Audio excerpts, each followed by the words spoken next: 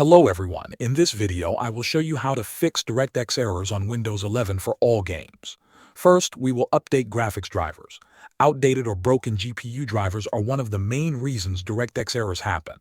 To do this, right-click on the Start menu and open Device Manager. In the list, find Display Adapters and click the small arrow to expand it. You will see your graphics card listed there. Right-click on it and choose Update Driver. Now select Search automatically for drivers.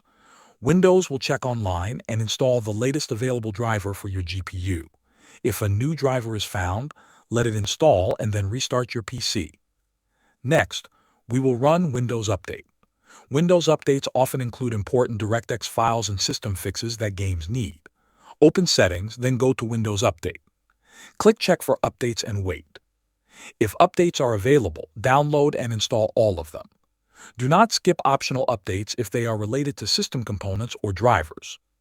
After the update process finishes, restart your computer even if Windows does not ask you to. Now we will install the latest Visual C++ redistributable packages. Many games depend on these files to work correctly with DirectX.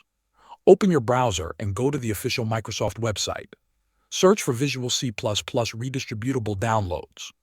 Download both the x64 and x86 versions.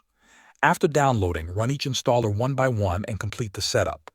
If it says the package is already installed, you can still repair it if the option appears. Once all these steps are done, restart your PC one final time. Thanks for watching.